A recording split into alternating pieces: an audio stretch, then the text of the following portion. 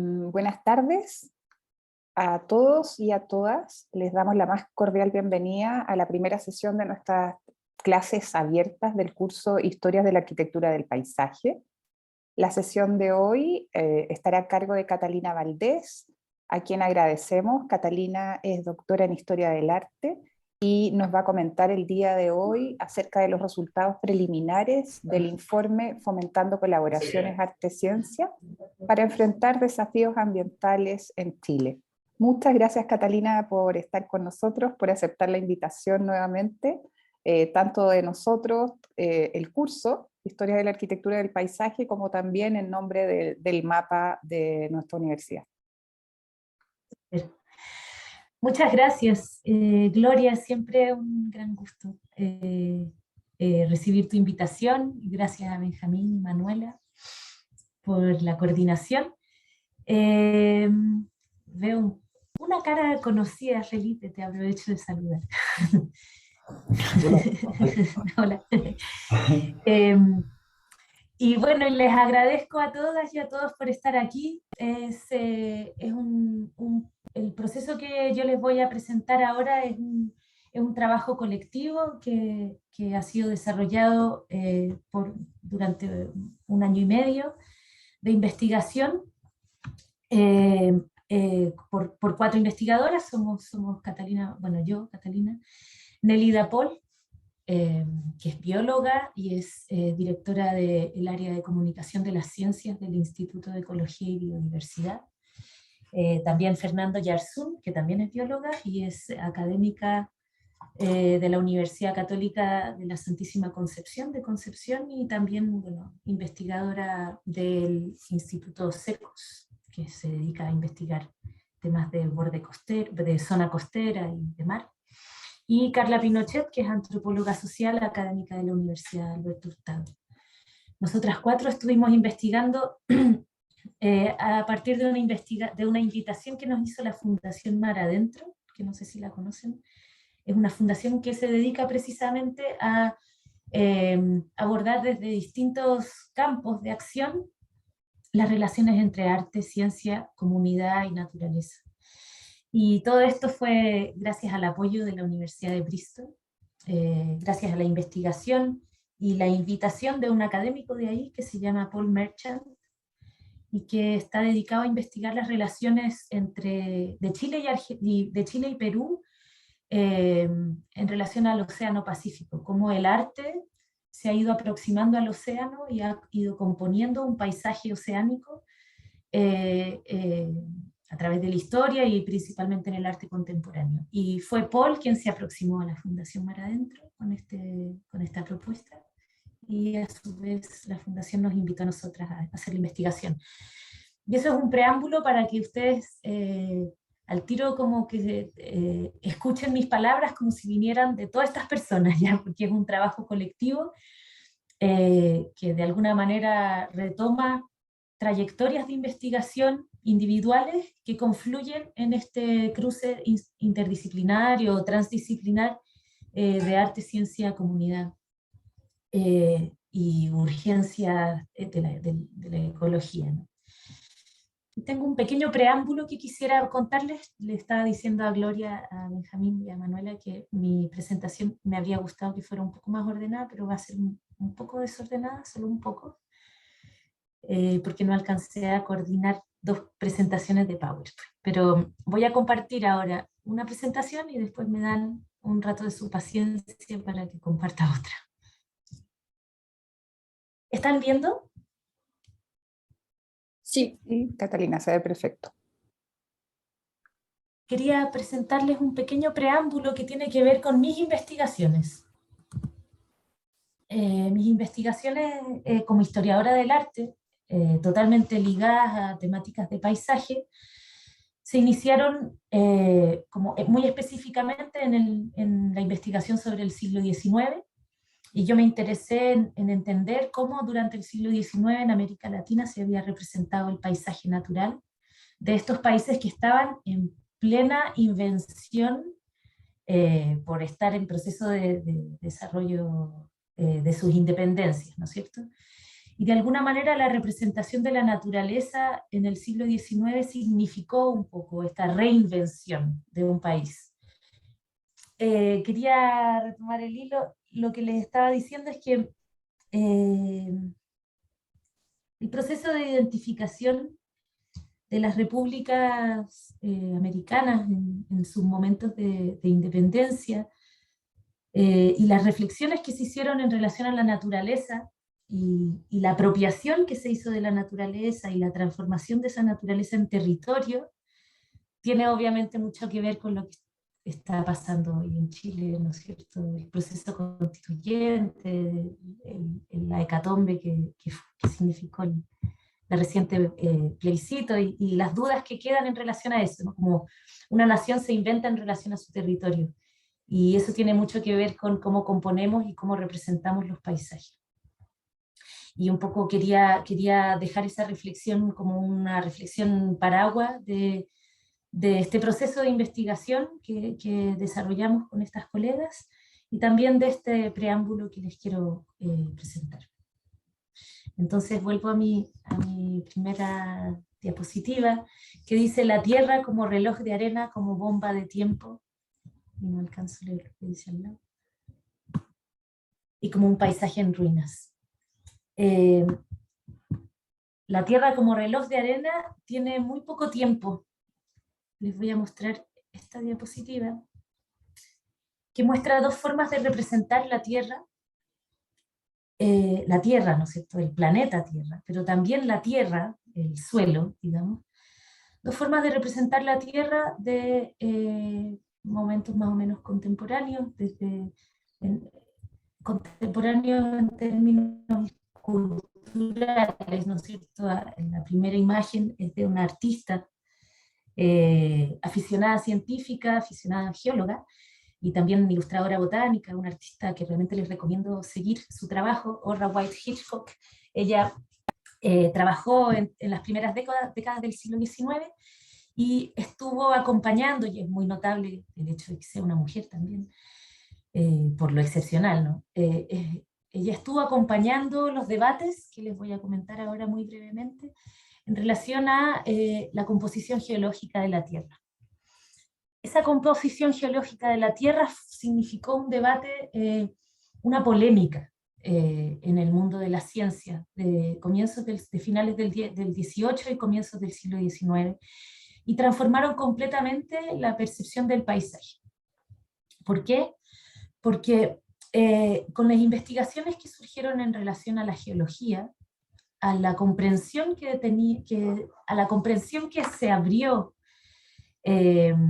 a partir de fósiles, de la comprensión que implicaba, que traía, ¿no es cierto?, el descubrimiento del fósil y de las capas geológicas, como es la imagen que ven al lado ustedes, esa imagen maravillosa y muy significativa de John Clerk of Elding, que bueno, está en diálogo con las investigaciones de James Hutton, uno de los principales geólogos del siglo XIX,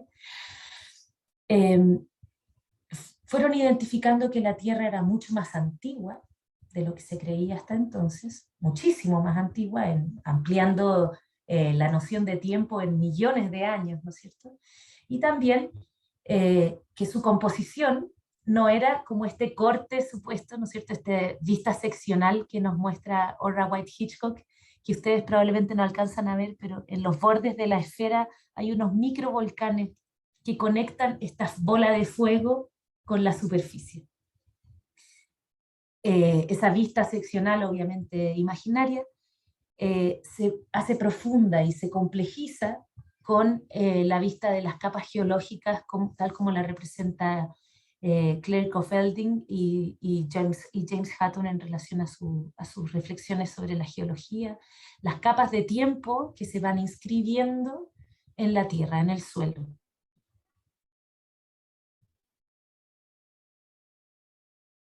Y estas imágenes quizá ustedes ya las conocen, se traduce en una percepción del paisaje y en una aproximación a la naturaleza, y por lo tanto, en una transformación muy radical de lo que son las ciencias de la naturaleza a comienzos del siglo XIX. Uno de los principales impulsores de esas transformaciones es Humboldt, Alexander von Humboldt, un naturalista de origen alemán, que viajó a América precisamente a finales del siglo XIX, del siglo XVIII, comienzos del XX, antes de las campañas de independencia, ¿no es cierto? Y no solo él a nivel personal, sino que él después con sus escritos transformó completamente su visión sobre cómo se componía la Tierra, cómo estaba estructurada, estas capas geológicas, qué es lo que implicaba en términos ecológicos, temporales, y cómo todo eso se traducía en esta capa de superficie que es el paisaje.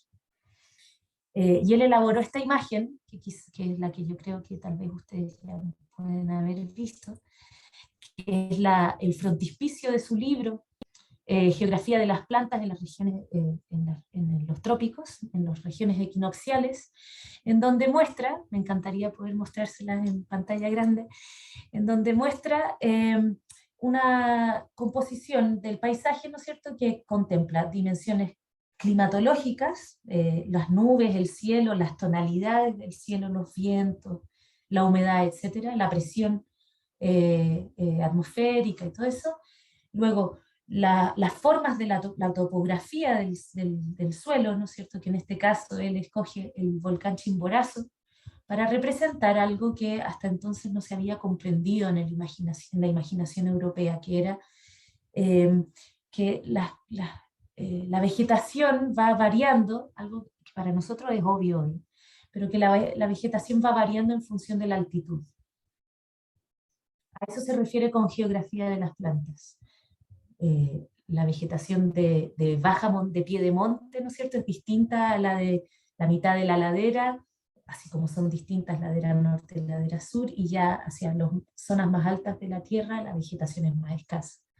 Y todo eso se va dando cuenta de una integración entre el mundo de las plantas, el mundo de los minerales, las dinámicas ambientales, que hasta entonces no se había comprendido como tal. Se entendían estos reinos por separado, ¿no es cierto? De alguna forma, lo que le permitió a Humboldt ver eso fue el poner el ojo en los volcanes.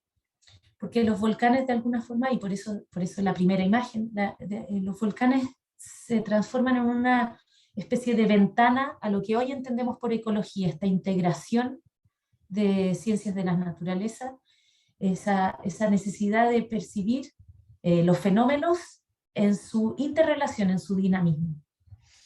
Y por eso no es casual que él haya elegido el Chimborazo, uno de los volcanes más altos en la comprensión de lo que era la geografía en la época, y haya compuesto, no sé, ustedes no lo van a ver, pero lo pueden buscar después en internet, esta imagen está en muy buena resolución online.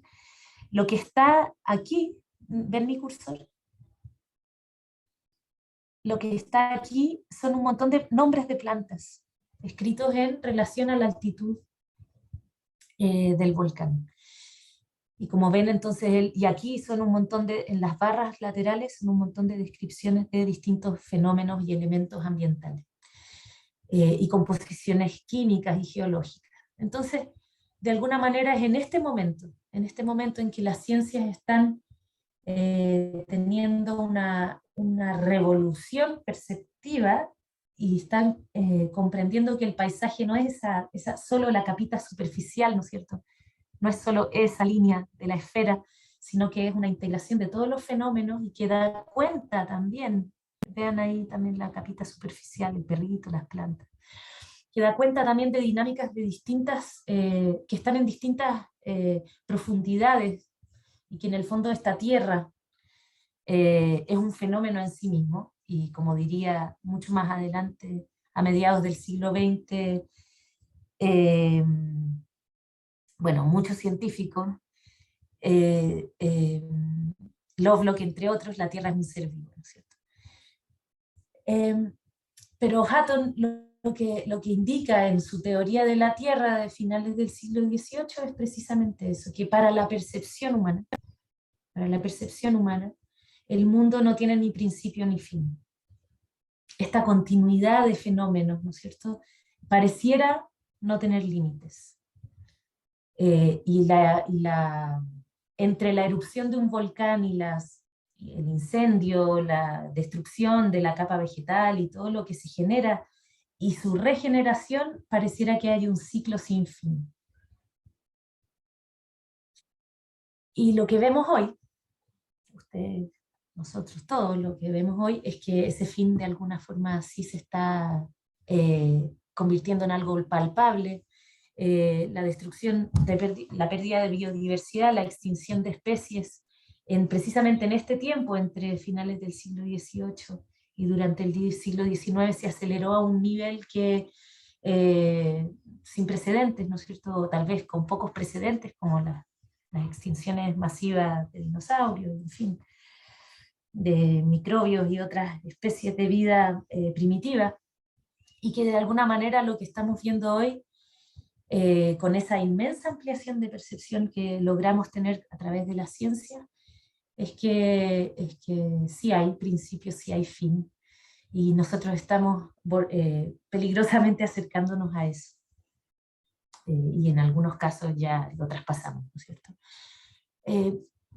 Pero yo quisiera hacerles notar de nuevo en relación a estas dos imágenes, que aquí lo que hay es la necesidad de tener imágenes, de tener la posibilidad de percibir y de traducir y de representar a través de la vista, que es de alguna forma el sentido que nos ha permitido comprender el mundo, para la cultura occidental al menos, a través de la vista y a través de la representación en imágenes, es que logramos entender esas revoluciones científicas, logramos entender esa transformación de percepciones radicales, como fue el descubrimiento de Hutton en relación a las capas geológicas y a las edades de la Tierra, a las dinámicas de los volcanes y a las relaciones entre los volcanes y el mundo de la superficie vegetal en relación a los descubrimientos de Humboldt. Y eso es lo que quería comentarles en relación a este preámbulo. Ahora voy a parar de compartir pantalla y vuelvo a mi otro PowerPoint. Ojalá que este resulte.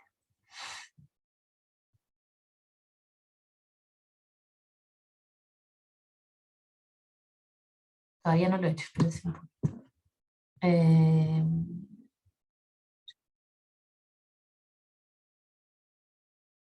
¿Qué tal ahí?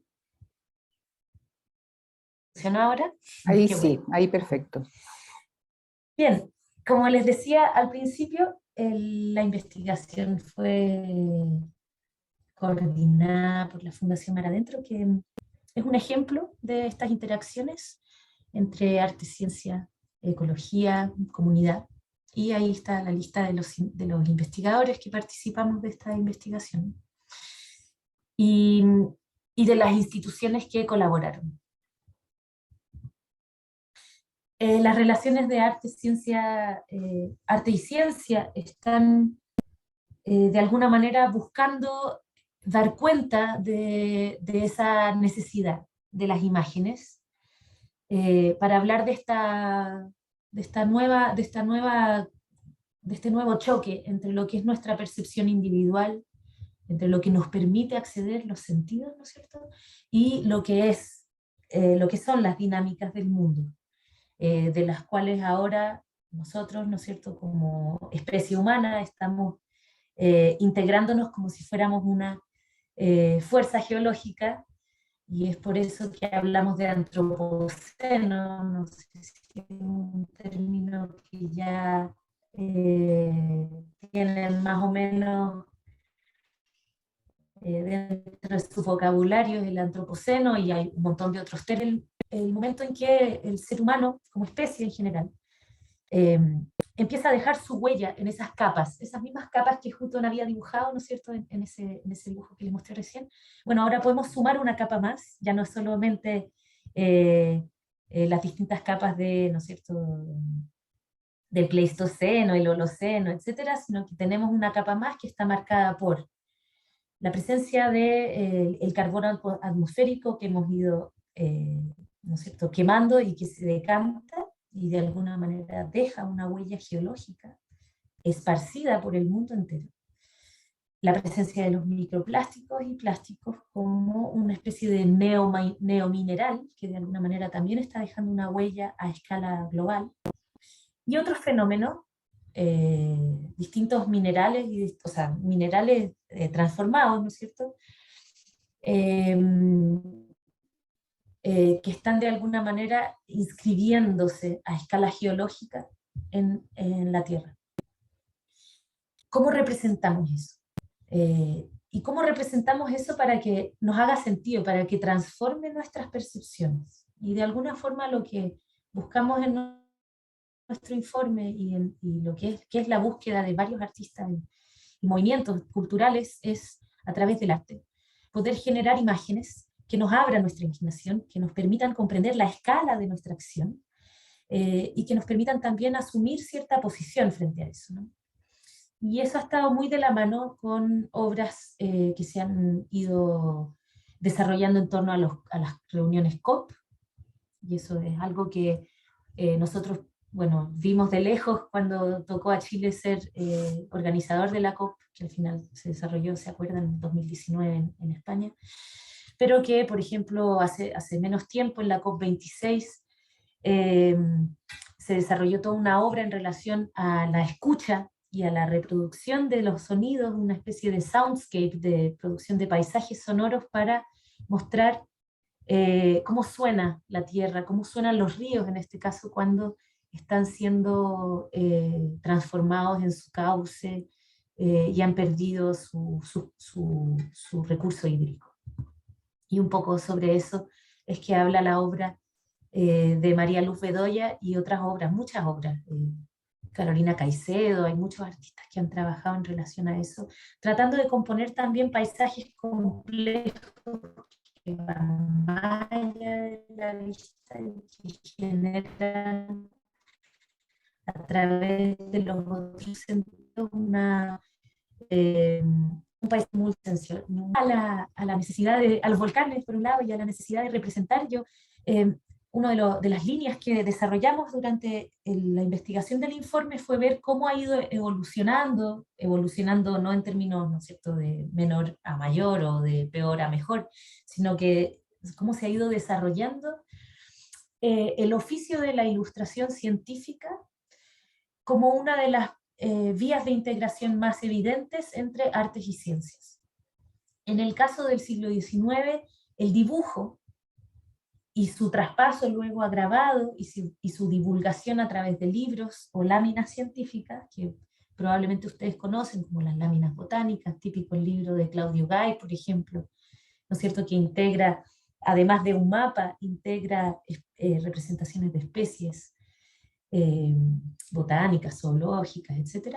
Hay también la ilustración de paisajes, desarrollada por científicos. En este caso yo les traigo el ejemplo de Eduard Peppich, que es un artista, un naturalista, artista que yo estoy estudiando, de formación inicial médico, como muchos naturalistas de la época, alemán también, y que después de un largo viaje por Chile, Perú y Brasil, sistematizó una colección de más de 16.000 plantas en el Jardín Botánico de Leipzig.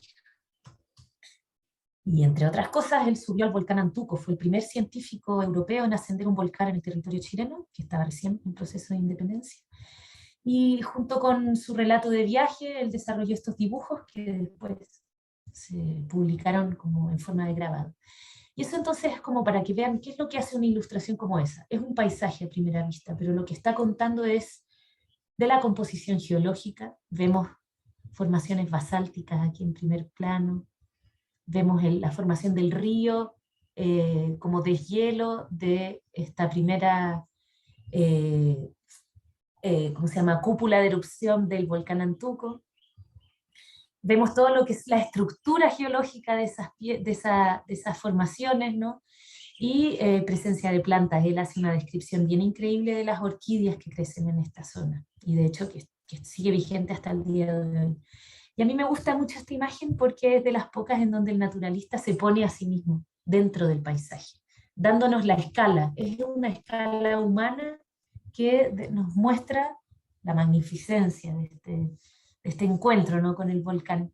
Pero también porque Pepi sabemos que él mismo lo cuenta en su diario de viaje, logró ascender a este volcán sin ningún implemento científico. No tenía ni brújula, ni termómetro, se le quebró todo al momento de empezar la ascensión.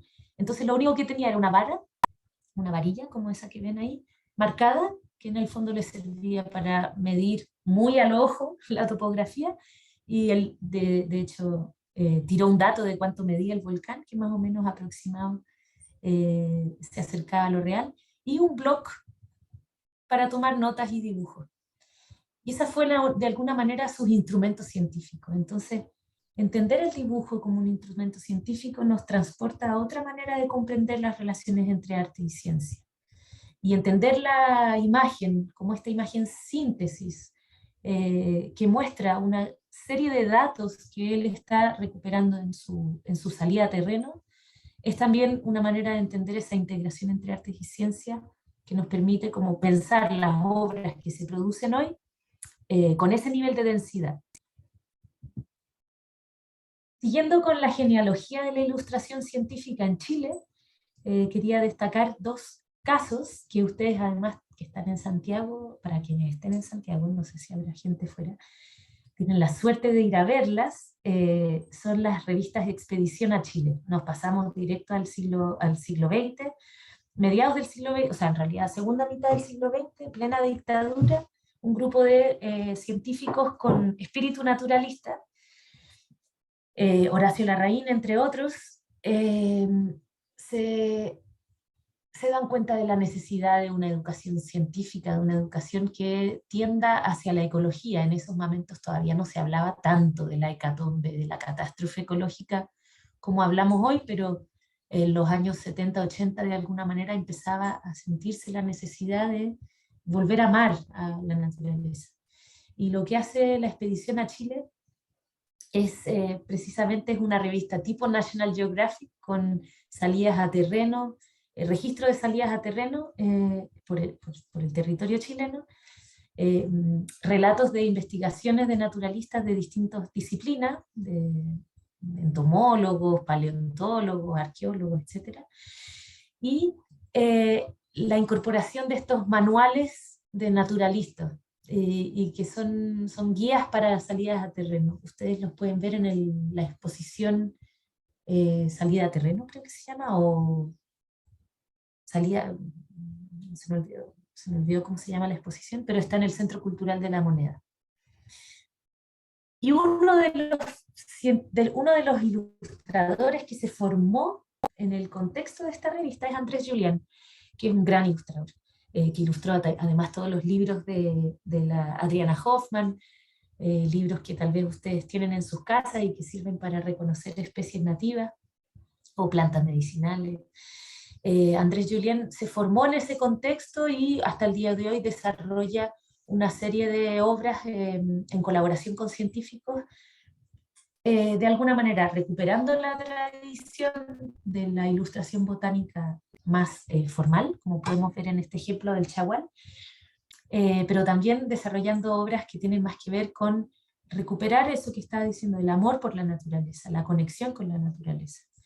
Y en ese sentido se van más hacia el lado del arte, podríamos decir, pero eso es un simplificar mucho las cosas.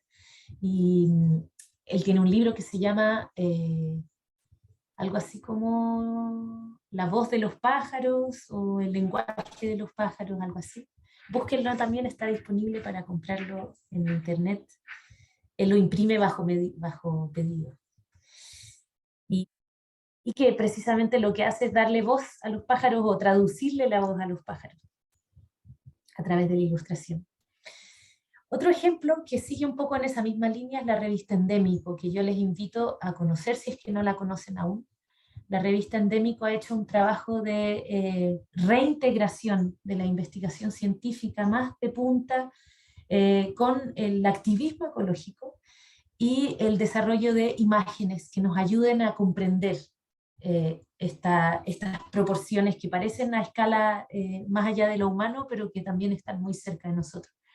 Este es solo un ejemplo y yo les invito a leerla. Tiene artículos súper interesantes sobre antropoceno precisamente, sobre distintos científicos que desde hace muchos años están advirtiendo sobre la crisis socioambiental, sobre activistas que promueven las relaciones entre arte y naturaleza de una manera a través del cuidado. Y bueno, y desarrollaron durante el periodo de discusión constitucional una campaña muy linda sobre afiches de la constitución ecológica. Eso para que lo vean ahí, porque de alguna manera hoy quedaron como registro de lo que fue el debate, ¿no?, tan profundo que hubo en relación al lugar de la naturaleza en la propuesta constituyente. Y durante nuestra investigación, durante el desarrollo de este informe, nosotras iniciamos un proceso que fue un mapeo bastante vasto y sin tener demasiado en cuenta criterios muy fijos, de iniciativas que se estaban desarrollando en Chile en donde se articulaba arte, ecología, comunidad, arte, ciencia, comunidad. Y nos encontramos, bueno, o sea, conocíamos ya una iniciativa que se llama ASCI, que de hecho es una iniciativa promovida por dos de las investigadoras, por Nélida y Fernanda, las dos biólogas marinas, y que fue precisamente juntar artistas y científicos, ponerlos a viajar juntos, a pensar juntos, sin demasiado objetivo, sin demasiada claridad de lo que iba a salir. Y con esa libertad de acción se desarrolló una exposición y se escribieron algunos artículos. Es por ahora un proyecto que se buscaba como sostener en el tiempo, un proyecto de formación transdisciplinaria, que por ahora está parado, pero con la intención de que se reponga. Y otra iniciativa es la que les invito también a seguir, porque estamos a punto de darle pie, o sea, echar a andar las acciones más potentes de la Bienal de Arte y Ciencia en Concepción. Es una bienal nueva, que de alguna manera está en diálogo con la Bienal de Artes Mediales, que es otra de las iniciativas que está muy digamos, al centro de las acciones de arte, ciencia, ecología en Chile. Y la Bienal de Concepción este año está dedicada al agua, está centrada en el trabajo entre artistas, científicos y comunidad de la caleta de pescadores de Coliumo, en la costa de Concepción. Y ahí ustedes ven algunas acciones, bueno, de recuperación de archivos, de las interacciones que tenía la comunidad antiguamente con el mar, y que son interacciones que se fueron perdiendo, sobre todo, y que se perdieron de una manera muy radical después del tsunami, que Coliumo quedó totalmente arrastrado. Para que sepan, Coliumo está justo al frente de Dichato, entonces arrasó, el mar arrasó con la infraestructura de la comunidad. Y de alguna manera la Bienal lo que hace es buscar recomponer a través del conocimiento de las interacciones del pasado, de las tradiciones de la comunidad, pero también de las investigaciones que hace la Balsa Observatorio de Dinámicas Oceánicas que tiene la Universidad Católica justo al frente. Las interacciones que tienen los científicos con esa caleta, los pescadores artesanales con esa caleta, los niños, las algueras, etc. Prestarle en el fondo a todas esas dinámicas, a todos esos actores, el arte como una herramienta para integrarse. Y una de las primeras acciones fue el mural que hicieron en el comedor del colegio que está ahí, de la escuelita, y la Bienal misma, que tiene desde laboratorio de pigmentos con algas, observatorio de navegación en dron por el fondo marino, y el procesamiento de todo eso a partir de acciones de interacción entre arte, ciencia y comunidad. Eso lo pueden seguir en las redes sociales de la página, o sea, de la Bienal Concepción. La travesía a mar, que es lo que va a ocurrir en la próxima semana, es precisamente el momento en que la caleta de pescadores se va a convertir en un inmenso laboratorio a mar abierto. Y no, antes de eso. Y entonces lo que hicimos en el informe fue mapear. Hicimos un catastro de más de 200 iniciativas y además entrevistamos en profundidad a artistas, científicos, personas que se dedican a financiar, o sea, personas representantes de instituciones que financian este tipo de iniciativas, y lo que hicimos fue identificar algunas dificultades que tiene esta interacción, eh, las fortalezas que tiene y lo que promueve esta interacción entre disciplinas, y luego una serie de sugerencias o recomendaciones para desarrollo de políticas públicas y de acciones públicas y privadas para la promoción de este tipo de interacciones. Y es un poco sobre eso que es lo que sigue a continuación. Una de las cosas que nos parece más importante es precisamente quedarnos con esta conclusión. De los diálogos y lecturas que han nutrido esta investigación, emerge una recomendación de alcance general. Es necesario fortalecer los sentidos de la investigación y la creación a partir de una mayor integración con las comunidades y territorios donde los proyectos se desenvuelven. ¿Qué significa esto? Es que, de alguna manera, con el desarrollo de las ciencias y las exigencias de formato, de objetividad, de un montón de exigencias que tienen que ver con integrar las ciencias a un panorama internacional, y qué sé yo, de alguna manera, la ciencia se hizo global a un punto en que se despegó completamente de sus comunidades y sus territorios. Lo que nosotras hemos detectado con este informe es que es urgente la reconexión, y que en el fondo la investigación académica o independiente o de centros de investigación públicos y privados necesita es rearticularse a los territorios y a las comunidades, y reconocer que allí hay un saber, y que es el saber, en este caso en particular de la crisis socioambiental, es el saber de vivir en carne propia la falta de agua, la contaminación, la pérdida de biodiversidad, etc. Entendiendo que en esa investigación y en esa creación está tanto el arte como la ciencia. Entendemos que artistas que trabajan con este tipo de obras hacen investigación a través de sus obras, y que los científicos y científicas que trabajan en este tipo de investigaciones también crean, necesitan crear metodologías, crear instrumentos científicos y crear imágenes, de nuevo, imágenes mentales, imágenes verbales, imágenes visuales, que puedan dar cuenta de una realidad en cambio muy acelerado. Entonces, dicen, nuestros hallazgos apuntan a que la dimensión ética de los proyectos que entrecruzan arte, ciencia y ecología deben situarse en el centro de las prácticas contemporáneas, contribuyendo de este modo a sensibilizar a más personas y comunidades de los conflictos y desafíos socioambientales, y a la valoración de la riqueza de saberes y culturas locales en torno a la naturaleza.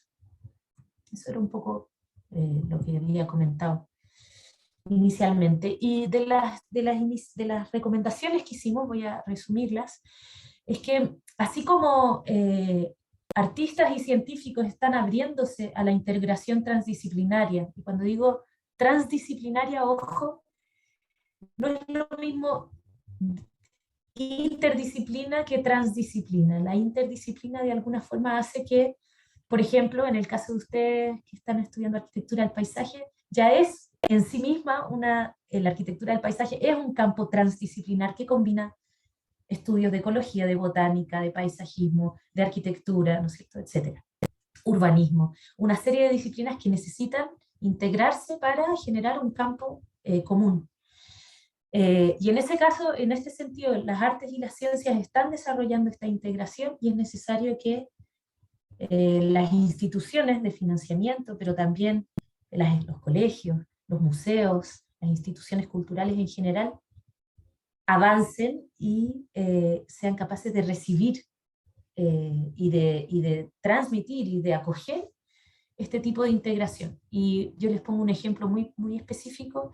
Hasta ahora, si yo quería, por ejemplo, curar un proyecto con un Fondart, saben todo lo que es un Fondart, ¿no?, los fondos públicos que tiene el Ministerio de la Cultura para financiar proyectos de arte, de creación artística.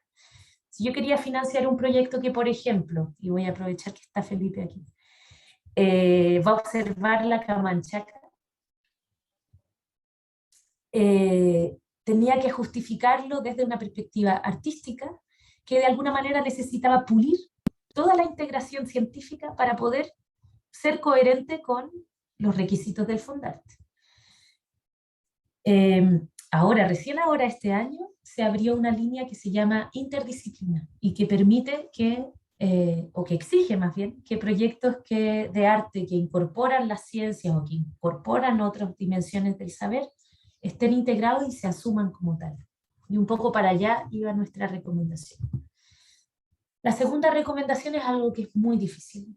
Y ustedes, nosotros como comunidad académica, tenemos un desafío inmenso, que es ampliarnos a públicos y no solamente públicos como espectadores, sino también actores, generadores de conocimiento, detentores de conocimiento, que no somos la academia. Y en ese sentido es un desafío muy grande porque necesitamos encontrar lenguajes en común, espacios de encuentro. Y muchas veces el arte ayuda o facilita con herramientas más informales, de diálogo principalmente, de caminatas, por ejemplo. La metodología, la caminata ya es una metodología del arte contemporáneo.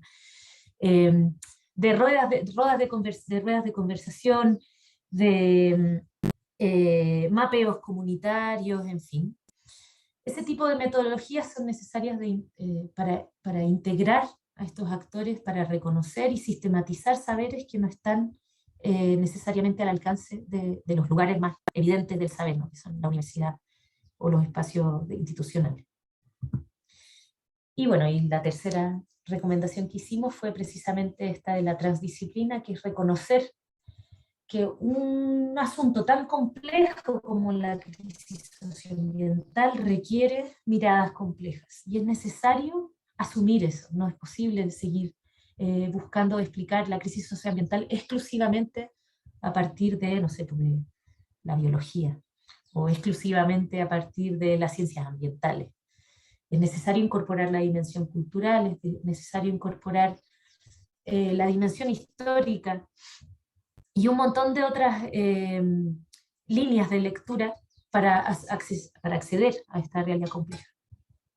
Entonces, bueno, en nuestro informe de alguna manera sistematizamos eso y proponemos que las personas que reciban este informe y que tengan la capacidad de ser actores y agentes de cambio, integren eso también, por ejemplo, en los colegios o escuelas. Profesores de artes y ciencias empiecen a generar programas en conjunto, o generen espacios, las escuelas generan espacios para laboratorios experimentales y ese tipo de espacios que van a ir facilitando y naturalizando un poco lo que en el mundo es evidente, y lo que yo les mostraba en relación a las representaciones de Humboldt. Hoy en día nos parece obvio, de nuevo, pero en el siglo XIX no se entendía así, ¿no es cierto?, que las plantas y su ambiente tenían ese nivel de interacción. Y lo que desarrollamos, y aquí ya creo que voy cerrando, no sé cómo estoy de tiempo, lo que desarrollamos para proyectar este informe en el tiempo y que se siga actualizando es una guía de contacto que cualquiera de ustedes, si conoce o participa de iniciativas que trabajan en estas líneas, ¿no es cierto?, de arte, ciencia, ecología, pueden acceder a esta guía en la página web de la Fundación Mar Adentro. La idea es seguir inscribiendo iniciativas, seguir ampliando ese mapeo que nosotras hicimos a partir de lo que nosotras alcanzábamos a ver. Y seguimos trabajando en este informe. La idea es sacar un libro el próximo año, un poco que permita, así 2022, 2023, bueno, esto es lo que hemos hecho hasta ahora en relación a estas interacciones entre arte, ciencia y ecología. Entendiendo que estamos en un punto de no retorno, ¿no es cierto?, donde la aceleración de la crisis socioambiental está a un nivel a un nivel tan grave, que ni siquiera todavía toca nuestras conciencias. Falta, en ese sentido, la sensibilidad. Y con eso quería cerrar, volver a pensar que recuperar esa idea más tradicional de que el arte, de alguna manera, abre espacios de nuestro sujeto, ¿no es cierto?, de nuestro individuo occidental, los abre a través de la emoción, de la sensación, ¿no es cierto?, amplía nuestras capacidades de percibir la realidad, transforma nuestros conceptos en plazos distintos que el conocimiento, ¿no es cierto? Puede ser un efecto a largo plazo, puede ser la inscripción de una memoria, de una sensación, por ejemplo, de la sensación de ver algo que no habíamos visto antes. Eh, Después nunca lo vamos a volver a ver igual, ¿no es cierto? Y eso el arte lo puede hacer. Y en el fondo la integración entre arte y ciencia y comunidad y pensando en las crisis socioambientales es de alguna forma lo que nosotros vemos como una posible salida, una posible actitud, una toma de posición para un campo que necesita actuar de manera urgente. ¿Y qué tiene que ver todo esto con paisaje? Es que, bueno, precisamente obras como esta, y ahora sí que sí, voy a cerrar, pero les voy a mostrar una sola obra, que tal vez ustedes vieron, si es que se asomaron por el Museo de Bellas Artes eh, el 2019 en pleno estallido, si es que tuvieron esa ocasión. Espérense un poquito, aquí. Una obra como esta, Naguilizasti, están viendo, ¿cierto? Ya sé que la ven mal, pero ven la imagen. De Josefina Naguilizasti es una obra que ella compuso para la 14ª Bienal de Artes Mediales, que estuvo encerrada en el Museo de Bellas Artes durante el estallido. Es una obra que representa la cordillera de los Andes a partir de una cartografía desarrollada por científicos, por geógrafos, con tecnologías de punta de lo que es la representación topográfica, pero que ella en lugar de imprimir en 3D, ¿no es cierto?, en los materiales con los que se imprime 3D, y hacer una simple maqueta, digamos, de la cordillera de los Andes, ella, incorporando la dimensión sensible, ¿no es cierto?, del arte, la esculpió en cera. Y esas mesas que ven ustedes, que son los soportes de esta cordillera que recorre desde Venezuela a Tierra del Fuego, se calentaban. Entonces la cordillera, ahí está, ¿no es cierto?, con la serpentina. Entonces la cordillera se iba de a poco derritiendo. La cera caía en unos cántaros. A ver si se ven los cántaros, ahí se ven los cántaros, unos cántaros de greda que acogía la cera. El olor que había en esa sala era muy increíble, era un olor de cera, de abeja, muy próximo a la primavera, muy rico, muy acogedor, había calor también en esa sala. Pero la emoción que generaba ver la cordillera, las formas de la topografía que uno podía reconocer, el Cerro Aconcagua, ¿no es cierto?, etcétera, derritiéndose, era una emoción que es difícil de sacarse encima. Yo creo que ahora cuando viajo en avión y veo la cordillera desde una perspectiva cenital, así como se veía en estos mesones, no la veo de nuevo con los mismos ojos. Me parece mucho más pequeña, mucho más frágil, y mucho más cercana, ¿no es cierto?, a una experiencia estética. Y en ese sentido, de alguna forma, esto es también un paisaje, esta escultura de cera. Es un paisaje, es una forma de representar la naturaleza que tenemos cerca, bueno, dentro, en la que estamos. Con esa reflexión entonces les dejo a ustedes la palabra para que conversemos. No sé si me pasé mucho del tiempo. No, está perfecto. Muchísimas gracias, Catalina, por tu exposición. Lo que vamos a hacer ahora entonces, como comentaba al inicio, cada grupo del curso va a plantear una pregunta y un estudiante en representación de su equipo la va a exponer para que tú puedas comentarla. Gracias nuevamente. A usted. leyendo, pero mejor que me las expongan, porque me voy a demorar mucho en leer. Sí, sí, sí. De hecho, alguien se tiene que hacer cargo de plantear la pregunta.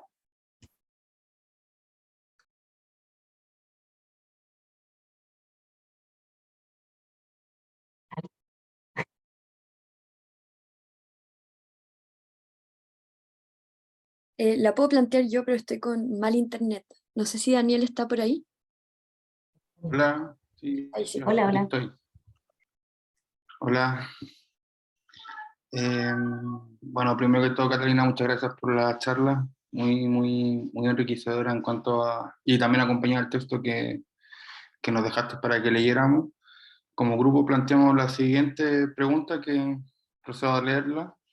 Dice: históricamente la pintura paisajística tendió a modelar una relación con la naturaleza y el paisaje, basada en la idealización de escenas prístinas que ayudaron a conformar imaginarios no necesariamente correspondientes a la realidad y que podrían explicar cierta disociación con el medio en el que nos desenvolvemos hoy. Hoy, en cambio, hablamos de prácticas artísticas que promueven la concientización, empatía e integración con este, capaces de movilizar comportamientos ambientales sostenibles. La pregunta: ¿cuánta herencia podemos ver de la pintura paisajística tradicional en Chile y cómo incide esta en la implementación de prácticas en el que el arte juega un rol transformador en el comportamiento ambiental? Eso. Muchas gracias. Gracias.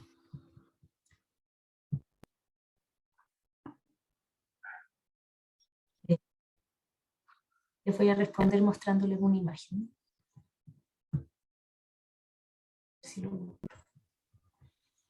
Bueno, el trabajo de investigación ha estado centrado desde mi tesis de magíster en la pintura de paisaje, precisamente. Entendiendo que la pintura de paisaje es un género, no es exclusivamente la representación de la naturaleza, es un género pictórico, y como tal responde a un montón de cosas que van más allá y más acá de la naturaleza. Por ejemplo, responde a ciertos cánones de belleza, a ciertos códigos de composición pictórica, a ciertas distinciones en relación a los otros géneros, por ejemplo, el género histórico. Les voy a tirar un ejemplo rápido. Si conocen la típica pintura de historia del siglo XIX chileno, la Fundación de Santiago, en donde está Pedro Lira, en la punta del Cerro Santa Lucía, ¿no es cierto?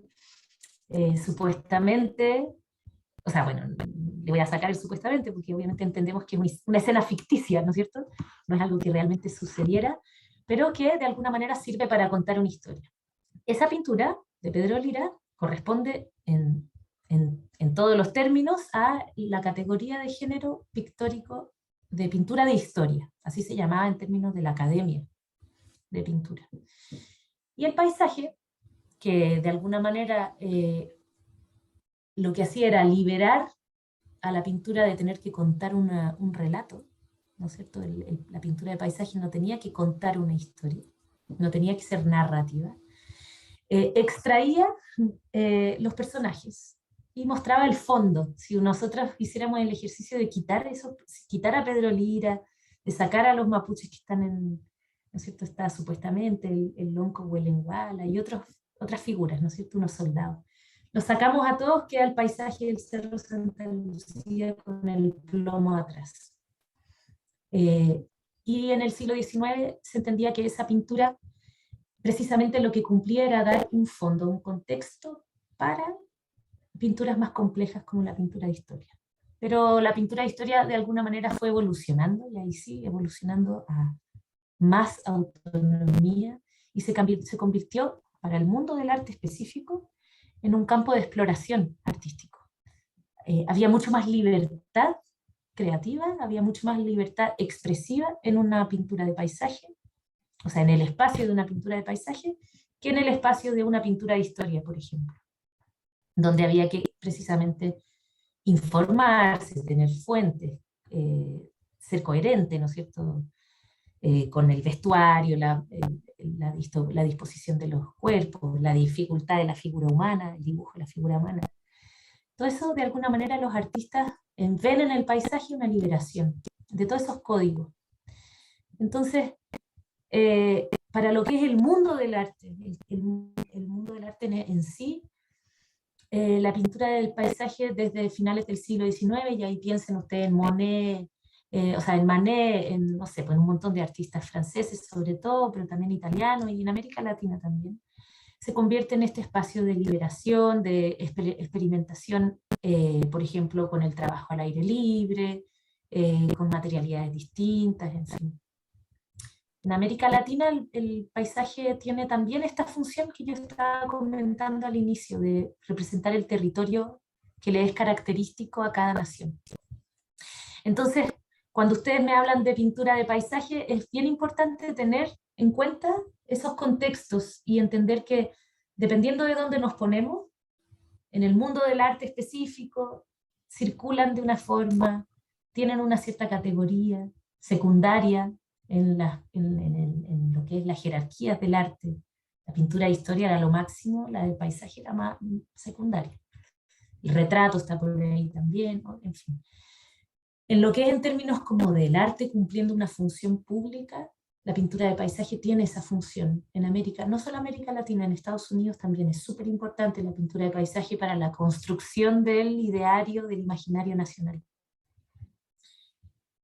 En el caso de la integración del mundo del que yo estoy hablando, que es un mundo que de alguna manera hace explotar el mundo del arte, en el mejor sentido del término, ¿no es cierto? Y hace reconocer que ese mundo de arte nunca estuvo separado de otras cosas, como los imaginarios científicos, los imaginarios políticos, y la propia materia, ¿no es cierto? El propio territorio. Es que yo creo que la pintura de paisaje es un antecedente y para este tipo de obras. Pero este tipo de obras amplían, como les decía al principio, amplían nuestras capacidades de percepción. Integran, por ejemplo, la textura, el olor, lo que estamos hablando, ¿no es cierto? La temperatura. De la misma obra de Josefina, en donde ella hizo un dibujo. Este dibujo es de una precisión bien sorprendente, un dibujo hecho a partir de fotografía de un viaje que ella hizo a una de las cimas más altas de la cordillera de los Andes, y que fue una de las piezas que iniciaron el proceso creativo que terminó en la cordillera de Cera. Es un dibujo a lápiz, es un paisaje, ¿no es cierto? Es una representación bidimensional de una cordillera, de una zona de alta montaña. Y ahí les dejo a ustedes como imaginarse estar en esa sala y ver qué es lo que provoca un y otro cuerpo, ¿no? Son dos cuerpos que provocan cosas. Si uno se acerca a ese dibujo es muy sorprendente el manejo del color, la capacidad de la mano que tiene el artista. En el otro, la mano del artista está mucho más oculta. De hecho, no es una obra que ella haya hecho literalmente con sus manos. En ese sentido, ¿le resta expresividad? Es una pregunta. De alguna forma el arte contemporáneo se abre a la multimedialidad y convierte en la pintura de paisaje, en este caso, ¿no es cierto?, las obras que representan a la naturaleza, le da profundidad. Eso es lo que yo creo, le da profundidad en todos los sentidos. Ahora, un puntito más sobre eso. Las pinturas de paisaje tradicionales del siglo XIX, comienzos del siglo XX, nos sirven hoy como documento, y eso es algo que tal vez ellos, los creadores de esas pinturas, no lo habían entendido como tal. Hoy tenemos obras, por ejemplo, un artista que yo estoy estudiando que se llama Rockwell Kent, un artista estadounidense que viajó a Tierra del Fuego en 1920, 24 por ahí. Pintó los glaciares y ¿cómo se llaman?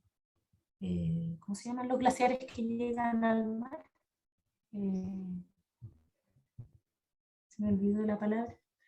bueno, los glaciares que llegan al mar en 1920, y los pintó directamente, también a partir de fotografía, pero directamente en terreno también, los ventisqueros. Esas pinturas nos sirven hoy como, eh, como escala de medición del derretimiento de esos glaciares. Son un documento del calentamiento global,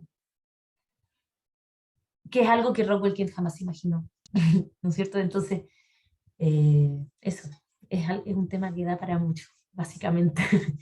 Pero tiré algunas líneas para pensarlo. Muchas gracias, Catalina. Pasamos entonces a la pregunta del equipo número 2, si alguien puede plantearla. Yo lo leo.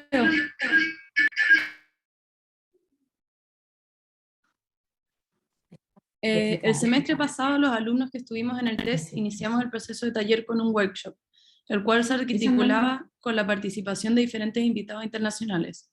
Uno de ellos, Ned Kahn. Ned Kahn es un artista visual cuyo principal foco es mostrar las fuerzas invisibles de la Tierra y la naturaleza al construir sus intervenciones, además de servir a su foco principal. Se generan diferentes efectos que ayudan en diferentes niveles al medio ambiente, como ralentizar el proceso de evaporación en diferentes espejos de agua, ayudar en sistemas de enfriamiento pasivo de edificios o ayudar a mantener ciertas características de ecosistemas trabajando con nieve. Teniendo esto en consideración, ¿qué método de relación entre arte y medio ambiente es más eficaz en ayudar al mejoramiento medioambiental? ¿El arte como influencia de valores proambientales en las personas o el arte que se relaciona y ayuda directamente al medio ambiente a través de su implementación? Gracias. No sé si lo pondría o sea, no creo que necesitemos decir cuál es el que es más eficiente. Para mi gusto, y perdonen que sea un poco, que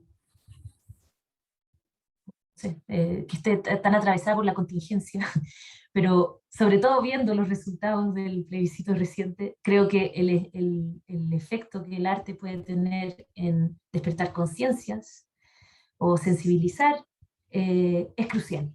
Lo vemos como algo demasiado necesario, ¿no? Como poblaciones que viven la crisis socioambiental en su propia piel, están todavía privilegiando, ¿no es cierto?, o poniendo prioridades en otro lugar. Y tal vez, yo no puedo arrogarle ese poder al arte, pero tal vez pasando por un proceso afectivo, emocional, sensible, puede ser que las ideas de alguna manera se reconfiguren. Creo mucho en eso, creo mucho en pasar por experiencias emocionales para transformar la forma de percibir el mundo. Eso por una parte, y por otra parte sé de muchas obras que han sido grandes aportes para la ciencia, que han sido grandes aportes para la tecnología. Hay obras que empujan la tecnología, hay artistas que trabajan, yo me dedicaba harto a investigar volcanes, hay artistas que trabajan con representación de volcanes, por ejemplo, actuales, contemporáneos, y que han hecho cosas que de alguna manera sobrepasaron el arrojo, el coraje que científicos han tenido, buscando una imagen. Y buscando esa imagen aparecen un montón de cosas. Y de nuevo voy a aprovechar que está Felipe por ahí, porque él participó de una obra muy interesante que buscaba representar la camanchaca, y de alguna manera ellos inventaron un implemento, un instrumento de representación que no había sido concebido por los científicos que estudian la camanchaca, ¿no es cierto?, para construir una imagen. Con esa imagen vinieron muchas cosas, la capacidad de ver la dinámica de las gotitas de la camanchaca, por ejemplo. Entonces, esa colaboración entre arte y ciencia, como yo les mostré también en relación a los Humboldt y compañía, los naturalistas del siglo XIX, no es nada nuevo, no es propio del arte contemporáneo, es algo que ha ocurrido a lo largo de la historia, yo creo, por lo menos, sí, yo diría que ni siquiera solo occidental, es algo medio humano. Entonces, pienso que esas dos cosas son complementarias. Ahora, lo que no puede seguir pasando, y eso no está en tu pregunta, pero yo aprovecho de pasarlo, es que con la excusa de integrarse a esta onda, porque hay que decir también que esto es una moda, ¿no es cierto? Se ha convertido en una moda, las relaciones entre arte, ciencia y ecología. Vean ustedes las últimas bienales, vean ustedes las grandes exposiciones internacionales, vean ustedes, vayan a alguna librería donde tienen libros de arte y van a ver libros a todo cachete, ¿no es cierto?, de súper buena edición, y todos hablando sobre arte, ecología. Lo que no puede seguir pasando es que el arte que habla de ecología no sea un arte ecológico, y que los museos que acogen exposiciones de arte y ecología no sean ecológicos, y que las instituciones culturales no se entiendan a sí mismas como agentes y actores fundamentales de lo que es la acción y la toma de posición. Y un poco para allá iba nuestro informe también. Por darles un ejemplo, la cantidad de electricidad que gasta un museo es totalmente incompatible con principios de sustentabilidad mínimos. Y lo que ustedes ven a diario con sus trabajos de arquitectura del paisaje, de riego, por ejemplo, ¿no es cierto? Vamos a enverdecer la ciudad, pero ¿a qué costa? ¿A qué costo, no es cierto? ¿Cuánta agua necesitamos para mantener verde? Bueno, lo mismo pasa en los museos, en los centros culturales, que para mantenerse abiertos, activos, hablando de ecología, de sustentabilidad, de medio ambiente, qué sé yo, están generando una cantidad de basura, de derroche, de energía, etcétera, que es totalmente contradictorio. Entonces, como instituciones ejemplares y como instituciones que integran inmediatamente políticas públicas, es necesario que nos movamos, y los artistas los primeros en empezar a concebir obras autónomas, sustentables, ecológicamente correctas, ¿no? Y de nuevo aprovecho que está Felipe por ahí, porque esa obra se sustentaba con energía, con unos paneles solares que ellos mismos instalaron, sin sobrecargar la electricidad, la pobre electricidad del Museo de Arte Contemporáneo de la Universidad de Chile, que fue donde se exhibió la obra en el 2019. Es un buen ejemplo hacer obras circulares, por ejemplo, integrar la idea de la economía circular al arte. Y es algo que está pasando de a poquito. Muchas gracias, Catalina.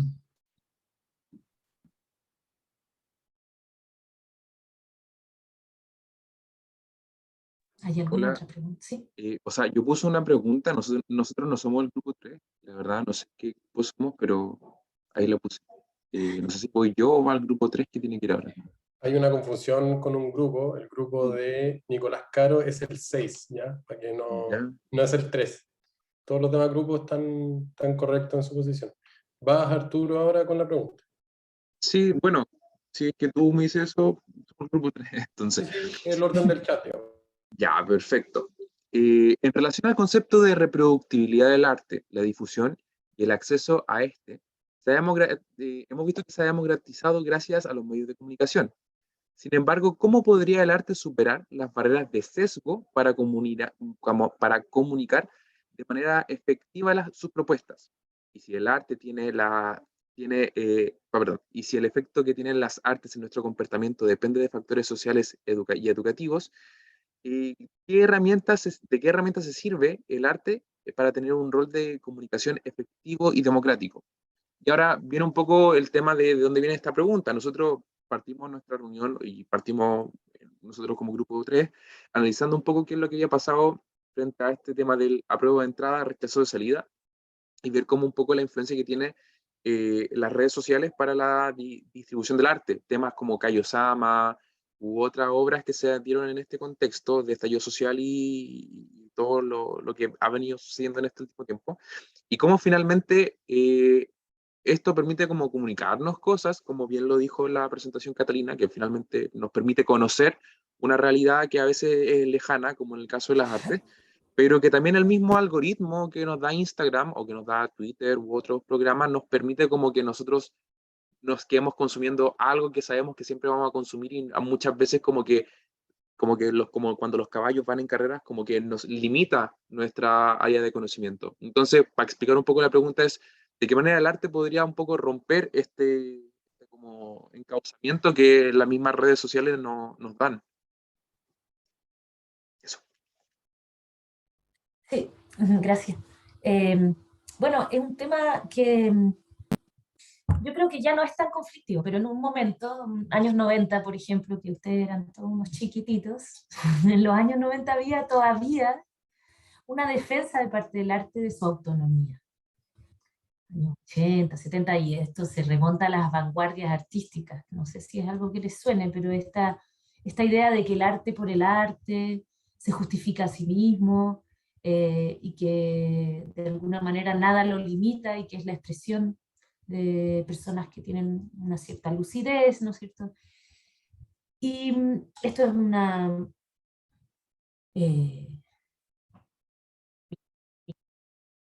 pero que la creo con tanta convicción que ya encuentro que debería ser de más gente. Es que el arte tiene que recuperar su dimensión didáctica. Su capacidad pedagógica es inmensa. Y de alguna manera con esa falsa disputa de la autonomía, de la independencia, de la libertad creativa y qué sé yo, perdimos mucha conexión. El mundo del arte perdió mucha conexión con el mundo de la política, con el mundo de la educación, con el mundo social. Yo pienso que estas obras, las que yo les he ido comentando, y muchas de las que están, o prácticamente todas las que están cadastradas en nuestro mapa, nuestro mapeo, reconocen su función social. Y no es un conflicto, no es más un conflicto, en el sentido de que no por cumplir función social dejan de ser arte, ¿ya? Y cuando hablamos de arte, incluso podemos decir sentarse a conversar, porque hay un contexto, y ahí sí se valida la libertad, ¿no es cierto? En ese contexto, en donde no hay, tal vez lo que más distingue al arte de la ciencia, en donde no hay un objetivo específico y no hay una respuesta correcta, y no hay una hipótesis que predetermine la conversación, de alguna manera. Esos son los códigos que permite tener el arte, ¿no es cierto? Cuando hay una exploración, hay una pregunta realmente abierta, es que se pueden transmitir cosas sin esos algoritmos, sin esos ¿no es cierto?, delimitadores de la percepción. Entonces, por un lado, yo veo que, y un poco lo que nosotros hicimos en el informe, es una llamada a los artistas a asumir la dimensión ética de sus obras. Y por otro lado, una llamada a los espacios de exhibición y distribución del arte a asumir esa dimensión y asumir un rol público, un rol social. Y otra cosa que me parece fundamental es reconocer el poder de la pequeña escala, el poder del gesto. Tal vez la obra una obra de arte, voy a poner otro ejemplo, una obra de arte de un artista que está haciendo land art, pequeños caminos de piedra que retienen agua en un paisaje dominado por los monocultivos de pino, por ejemplo, y haciendo pequeñas esculturas en el paisaje. Estoy pensando en la obra de Melissa Luna, por ejemplo. Son gestos tan pequeños, tan invisibles, que pareciera que no van a generar ningún impacto. Ahora, traer a los niños de la escuelita de al lado es un pequeño impacto. Asumir eso como parte de una potencia del arte es también equilibrar y ecualizar expectativas y creer en la potencia de esos pequeños gestos. Entonces, asumir que no solo lo que aparece en Instagram es lo que está ocurriendo, por una parte, están ocurriendo otras cosas también, y ocurren en lugares muy distintos a la capital, a los espacios oficiales y formales de distribución de la cultura. Ocurren, por ejemplo, como va a pasar en 2 semanas más en la caleta de pescadores de Coliumo, en donde, como les decía, artistas y científicos se van a encontrar con la comunidad y va a haber un aprendizaje colectivo de estas dinámicas de los humanos en esa bahía. En esa bahía. Y a partir de ahí saldrán obras que se van a exhibir en la Bienal. Entonces me parece que son esas dos cosas, como reconocer el potencial didáctico, asumirlo como un valor y no como una pérdida de autonomía, y por otro lado valorar la pequeña escala. la escala del gesto, que ustedes como arquitectos del paisaje van a saber lo que es, o sea, es muy distinto plantar una planta en un lugar o en otro, instalar un riego en un lugar o en otro, y es un pequeño gesto que hace una diferencia que se proyecta y se multiplica, ¿no es cierto? Estamos viendo una pantalla con un paisaje muy lindo, estoy muy curiosa de qué es lo que estoy viendo de Claudio. Un panel solar, un paisaje increíble con una palma. ¿Qué es? Ahí está No, Claudio. no sabemos quién es Claudio, pero está Ahí muy está. interesante. Hola, hola. Hola, ¿qué tal? Saludos. Saludos, Saludos. amigos y maestra, doctora. Estoy en Buchucureo y me estoy moviendo a todos lados porque la señal es pésima. Bajo la lluvia y se me corta la batería, voy a cargar la batería. No, esto es una cosa. Entonces me muevo para allá y para acá, claro, y digo, estoy compartiendo la imagen, me alegro que la hayan notado. Hermoso. Está empezando a llover un poco, está lindo, están los pajaritos cantando. Nada, bien aquí corriendo una manita. Saludos. Bueno, saludos a Buchupureo. Tal vez te ayude, y no es que queramos dejar de ver tu paisaje hermoso, pero tal vez ayude cerrar la cámara para mejorar la señal. Sí, sí, quería hacer acto de presencia.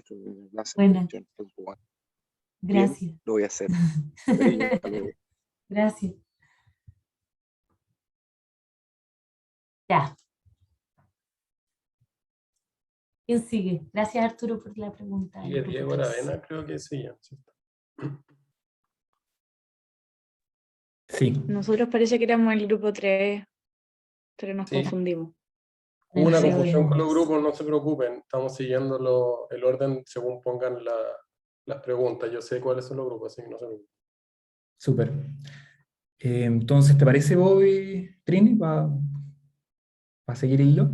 Primero que nada, Catalina, quiero darte las gracias por la presentación. Tengo la suerte de haber conocido a Josefina Guillisasti, entonces el ejemplo me llegó muy cercano porque la conocí a principios del 2018. Y si no quiero ahondar mucho en eso, fue un año muy especial para ella, de un proceso que me imagino de haber inspirado Desbordes, porque sí, habla totalmente. y de cierta manera esta obra, que un poco la pregunta, habla de este desbalance, de nuestra relación con el territorio y de estos procesos que estamos viviendo tan aceleradamente. Entonces, en general ahora, y Sasti siempre ha tratado estos temas contemporáneos respecto al paisaje o los oficios, y un poco como, de cierta manera, siempre lo ha puesto en escena, desde los museos que tú estás mencionando, que quizás ya uno puede verlo de una u otra manera. Y en general hoy día muchas de las cosas se visibilizan a través de las redes sociales, entonces un poco cómo podemos sacar estos temas que son tan sintéticos, tan interesantes, y llevarlo a la cotidianidad, a donde se pueden visibilizar, porque hay mucha gente que hoy día está procesando la información desde este punto de vista, y nos gustaría saber cómo se acerca el arte y entendiendo también el espacio de las redes sociales como una oportunidad. Gracias, Diego. Mira, bueno, algo se aproxima a la pregunta que nos hicieron recién. Pero quería retomar esto que comenzaste diciendo en relación a Desbordes. Como bien dice Josefina Guillisasti, que es una artista que lleva muchos años trabajando en relación a la naturaleza, ha tenido un proceso de vida muy importante con la pérdida de su hija, y esta obra es de alguna manera un ritual también. Que se vaya es también dejar que una persona muy cercana se vaya. Y así lo vivimos en un contexto muy extraño, ¿no es cierto?, con Santiago y Chile estallando, los muros del museo, las puertas del Museo de Bellas Artes cerradas, y ese proceso de derretimiento de la cordillera vivido de una manera mucho más íntima entre las personas que podíamos estar por ahí, que como la habíamos imaginado, llena de público, con el ruido de la Bienal y qué sé yo. Y de alguna manera eso profundizó todavía más la dimensión más íntima de esa obra, esa dimensión de resolución de un luto, por ponerle de alguna forma. Y subrayó la interconexión, y vuelvo un poco a esta idea de los pequeños gestos, subrayó la necesidad que tenemos hoy de volver a conectarnos con las emociones, con los sentimientos. Y puede ser un poco raro hablar de esto en un contexto académico, pero está llegando el tiempo en que necesitamos volver a hablar de este tipo de cosas en un contexto académico, en un contexto científico. Cuando escuchas a científicas, sobre todo lo digo en femenino porque yo solo escuchaba a mujeres decirlo, científicas mujeres, científicas de la naturaleza, digamos, biólogas marinas, ecólogas, que se enfrentan una vez más a la necesidad de probar con datos contrastados con otros datos, y todo ese proceso que ha desarrollado la ciencia para elaborar consensos, es que surge el desespero, surge una emoción, es una emoción lo que surge. Y es de esa emoción que el arte sí puede hablar, y la ciencia mucho menos, ¿no es cierto? La ciencia no puede hablar, los científicos no pueden hablar. Estoy desesperada, no aguanto más tener que seguir probando que la laguna de Aculeo se secó, siendo que todo el mundo ve que la laguna de Aculeo está seca hace 4 años, y que por mucho que llueva no vuelve a llenarse. Y qué desesperación tener que seguir probando eso, con datos infinitos y qué sé yo. Independiente de que el conocimiento científico avance a través de los datos, obviamente nadie le va a restar esa herramienta fundamental y que construye su campo, ¿no es cierto? De alguna forma, volver a hablar de emoción, volver a hablar de esa desesperación, incorporar la desesperación como un dato, es un desafío que tal vez para la ciencia es muy difícil de asumir. Y esta integración con obras de arte puede ser que abra esa puerta. Entonces, ustedes me preguntan de nuevo por las redes sociales y yo vuelvo a insistirles que la acción tiene que ocurrir en los espacios virtuales y presenciales, en los colegios, en las escuelas, en las comunidades, y por eso es necesario que, por ejemplo, desde la academia salgamos a los territorios. Y ya se ha hecho en otros momentos de la historia, sin internet, pero se ha hecho. La reforma agraria se hizo así, con académicos saliendo a recorrer los campos y medir, tomar muestras de tierra, pero también conversar con los campesinos. Y es en esa conversación que, insisto, es una metodología del arte contemporáneo, no es solamente, pero es una de las metodologías que el arte contemporáneo ha sabido desarrollar, sistematizar. Es que podemos llegar a esos lugares que no están en las redes sociales. En el fondo, las redes sociales construyen una realidad muy parcial, y en donde estamos un poco atrapados también, ¿no? No sé, no tengo una respuesta mucho más clara sobre eso. Sí, o sea, sorry que quizás me meta entre medio, porque pasar a la siguiente pregunta, pero me parece interesante porque viene desde una situación muy aguda el arte, o esta obra en particular, y en ese sentido como también la lucidez de tocar temas concretos. Para esta semana justo nos tocó un texto que hablaba de estos como insumos, que en este caso es una tragedia, y que tomó casi un año para que Josefina Guillesarte pudiera sobreponerse a este evento. Es su primera obra después de la tragedia. Y claro, es como súper neta en el sentido de tocar los temas precisos que se necesitan para hablar de algo que es tan complejo. Sí, y quiero reforzar eso, Diego, que las posibilidades, una de las cosas que tiene el arte, una de las gracias, por decirlo de alguna forma, es, y ustedes lo entenderán muy rápido, el arte puede hablar en primera persona. Tanto que cuando estudiamos historia del arte, por ejemplo, estudiamos personas, artistas, muchos hombres, cada vez más mujeres incorporándose, pero estudiamos en términos de sujetos. Esto dentro de los códigos occidentales, pero estudiamos sujetos. Por lo tanto, sus biografías son importantes. si viajó o no viajó, si se encontró con no sé quién, si formó parte de un grupo, etcétera, ¿no? ¿Qué es lo que leyó, que lo atravesó, le cambió la cabeza? Son datos muy fundamentales para poder acceder a los sentidos que se abren con una obra de arte. En este caso, la biografía de la Josefina Iglesiasti está atravesada por esta obra y viceversa, esta obra está atravesada por su biografía. Sin embargo, sin saber eso, la obra habla de muchas otras cosas, porque ese es el poder que tienen las metáforas, que es otra herramienta del arte, de la literatura, del lenguaje, de la comunicación humana. Las figuras retóricas, la posibilidad de metaforizar, de transmitir algo que en varias escalas, ¿no? Esa especie de sustratos geológicos de la Tierra están también en nuestra emoción, en nuestra construcción de sentido. Entonces podemos estar hablando de nosotros, pero vamos a estar hablando del mundo de afuera. La Josefina puede estar hablando del luto de su hija, pero está hablando de la cordillera derritiéndose también.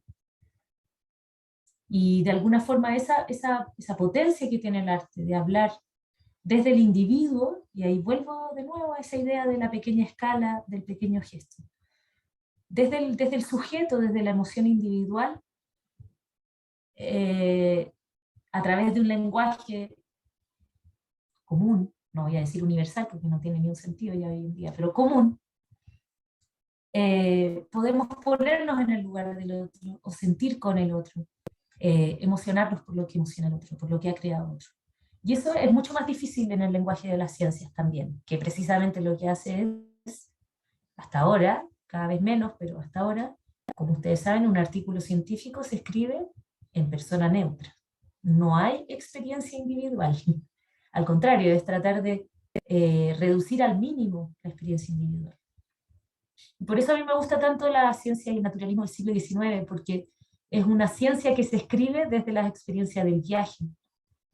Y muchas de las fuentes de la ciencia del siglo XIX son los diarios de viaje, en donde se incorpora, pucha que fue difícil subir ese volcán, me congelé. Entonces está el cuerpo del científico ahí sintiendo. En esas sensaciones hay también una transmisión de conocimiento. Eso. Gracias, Catalina. Muchas gracias, Catalina. Seguimos entonces, ahora sí, Trini.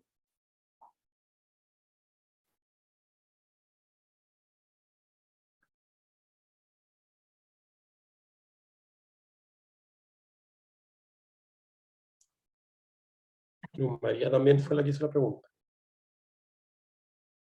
Voy a tratar de ser más sintética en mis respuestas porque quedan hartas todavía, ¿no? No sé si había un grupo antes que nosotros o no. No, ustedes son la última, chicas. Ya. Un segundo. Tengo una pregunta acá.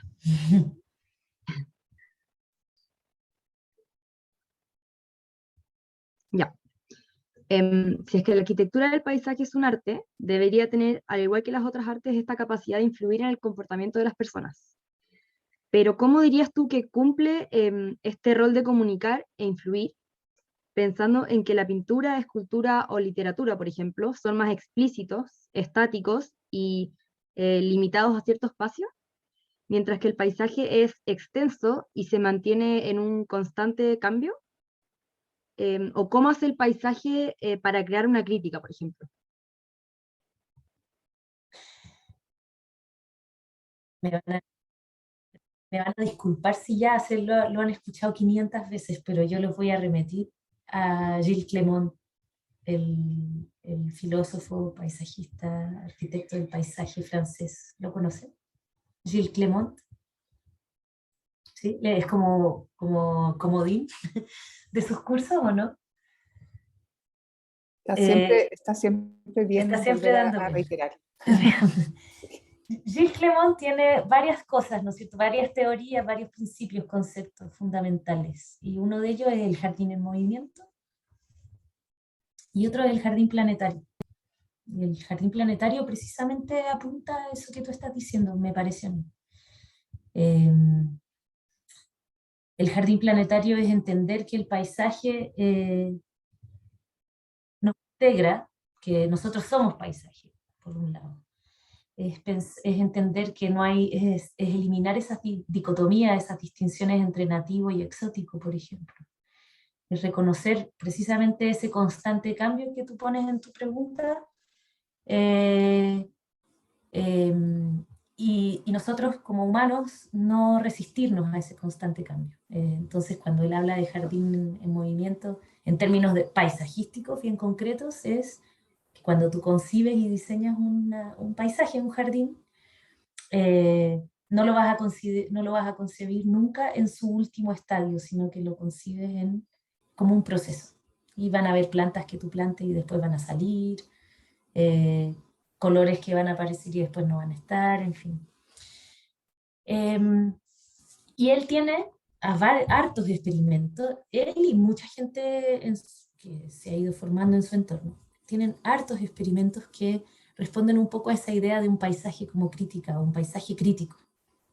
Tiene uno que a mí me gusta especialmente, que es creo que es en el Parque Citroën en París, en donde reunió los escombros de lo que en el fondo el Parque Citroën se construyó en un terreno en donde se había, no me acuerdo si es exactamente ese parque, pero en este lugar del que quiero hablarle. Se demolieron muchos edificios para abrir este espacio de área verde periférica, y todos los escombros se acumularon en un lugar, en uno de los rincones de este parque. Esos escombros se dejaron tal cual, se plantaron solamente algunos árboles en el entorno de este cerro de escombros, es una especie de falso cerro isla. Se plantaron árboles en el entorno de ese escombro, de ese montón de escombros, y eran árboles principalmente frutales que atraían aves. Y nunca más ningún jardinero ni nadie entró a ese cerro. Nadie subió, nunca más nadie entró. En 5 años, al principio todo el mundo decía qué cosa más horrenda, ese montón de escombros, una especie de ruina moderna, ¿no es cierto? Lo que nos está mostrando es el desecho de nuestra civilización, en vez de mostrarnos el embellecimiento. ¿Para qué le pagamos a este señor, no es cierto?, para llenarnos de pedazos de cemento. En 5 años, no sé en cuánto tiempo, los pájaros que iban a posarse a esos árboles que puso alrededor de los escombros se encargaron de plantar este cerro. Hoy en día es un área silvestre totalmente descontrolada, que tiene su proceso propio, nadie lo maneja, no hay tala, no hay poda, no hay corte, no hay riego, no hay nada. Y lo que muestra es la capacidad de regeneración de la propia naturaleza, a pesar de que el sustrato sobre el que se está desarrollando esa capa vegetal es un sustrato antrópico, es un sustrato de la acción humana. Es un montón de cemento, ¿no? Me parece a mí que ese gesto, hay otros gestos, por ejemplo, del colectivo Coloco, que trabajan junto con Gilles Clement, de abrir a machetazos, no a machetazos, a martillazos, superficies de cemento de estacionamientos, por ejemplo, y ver qué es lo que crece, qué hierba crece ahí, en esa grieta que se le abre al pavimento. Son acciones paisajísticas que responden a una percepción de lo que es la arquitectura del paisaje súper contemporánea de todas maneras. No es el típico jardín que embellece, ¿no es cierto?, sino que es dar el espacio a la naturaleza silvestre, retomar su lugar. Y en ese sentido yo pienso que la arquitectura del paisaje es un campo de acción fundamental. Hay un ejemplo en Santiago súper lindo, que es el Jardín Biodiverso, no sé si lo conocen. Está a cargo de un grupo de investigadoras de la Universidad Central, de la Escuela de Paisaje de la Universidad Central. Y está ahí justo al frente de la plaza Paseo Bulnes, al final del Paseo Bulnes, en pleno centro de la ciudad. Lo que ellas han hecho es captar con malla Rachel, que suspendieron en el techo de la universidad, piso 8º, instalaron unas especies como de hamacas de malla Rachel y captaron las semillas que vuelan por el centro de Santiago. Las hicieron germinar, identificaron de esas especies cuáles son las nativas. O sea, es el potencial nativo que vuela en el centro de Santiago. Y eso lo están sembrando. en este espacio que ellos tienen, en el jardín biodiverso.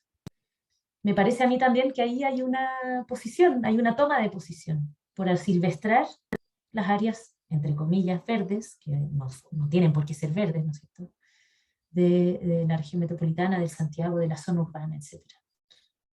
Otro ejemplo súper lindo y más cercano a ustedes, la Fundación Cerros Islas, lo que hacen por recuperar espacios que están generalmente sometidos al abandono, y que no son percibidos como áreas de naturaleza, reotorgarles ese lugar. Y en los trabajos de paisajismo que se hacen en apoyo con esta fundación, se incorpora a la comunidad, que muchas veces está peleando por recuperar ese lugar, se incorpora al aparato público, al aparato administrativo, y se incorporan ciertas técnicas paisajísticas, como por ejemplo, ellos hablan de la acupuntura del paisaje, ¿no?, de incorporar acciones muy pequeñas de intervención para que la vida silvestre se desbloquee en el fondo. Siento que por ahí hay un trabajo político, o sea, una toma de posición que está muy afín con estos principios, es escuchar la naturaleza silvestre que brota a nuestro alrededor y no luchar contra ella, sino que darle su lugar. Es la más resistente de todas maneras. ¿Puedo hacer una pregunta antes de eso? Que va relacionado un poco con lo que dices, pero también hay una toma de decisión un poco en eso mismo, o quizás ya me estoy profundizando tal vez en un pequeño detalle que dijiste ahora, que el tema de la naturaleza silvestre y la naturaleza como asilvestrada, por así decirlo.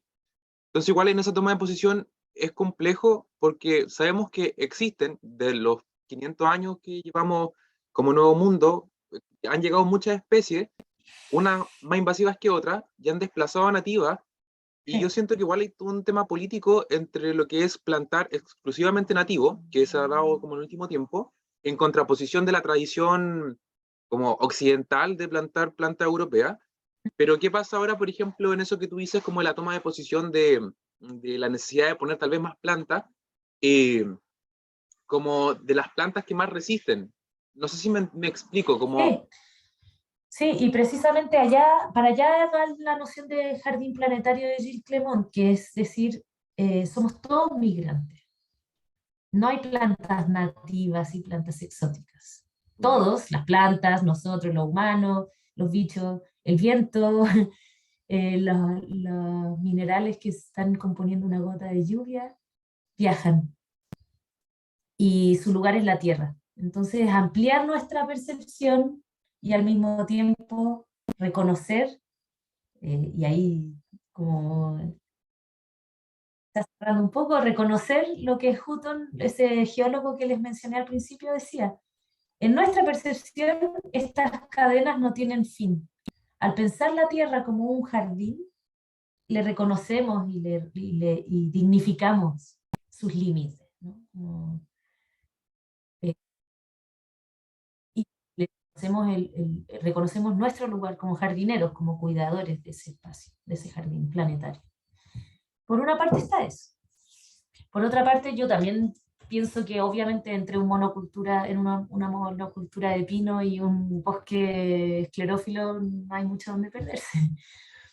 Pero los pinos están ahí y cabe a ustedes, arquitectos del paisaje, saber qué hacer con eso. No solamente ustedes, obvio que no depende de ustedes la industria forestal, pero hay cosas que se pueden hacer, se pueden usar como herramientas, esas especies, las especies, digamos, entre comillas, invasoras, ¿no?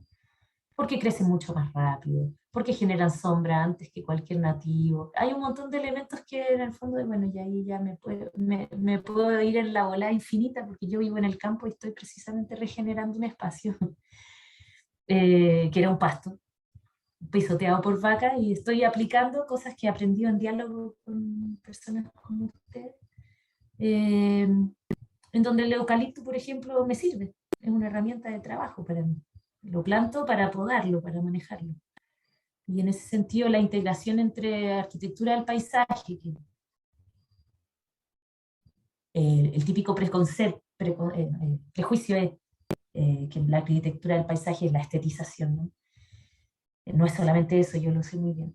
Pero la integración con técnicas de agricultura regenerativa, de permacultura y un montón de conocimientos que se están desarrollando para la generación de alimentos humanos, se pueden integrar en el paisaje para la generación de alimentos, de insectos, aves, etc. Y regeneración del suelo, que al final debería ser nuestro principal objetivo en la vida, ¿no? Muchas gracias, Catalina. Nos queda una última pregunta, Muchas gracias. la de Belén. Sí, hola. Bueno, siento que como que se ha hablado tanto que ya la pregunta igual está respondida ya a medias, pero la verdad es ¿Quién está? No veo quién habla. ¿Ah? Que no veo quién habla. Belén, Belén. Ahí, Ahí ves ¿La pantalla. viste? Te veo a ti, Gloria, pero bueno. No. Bueno, Dale nomás, Belén. ya era así. Bueno, considerando que el arte ligado a la ecología pretende informar y dar a conocer temáticas relacionadas al medio ambiente, ¿cómo se logra realmente esta aproximación si el arte generalmente no es algo común o no es algo cercano al común de las personas? ¿Cómo podríamos definir el tipo de arte que mejor simpatice y se relacione con una cierta comunidad? ¿Y cuál sería la forma o los factores para poder identificar este arte?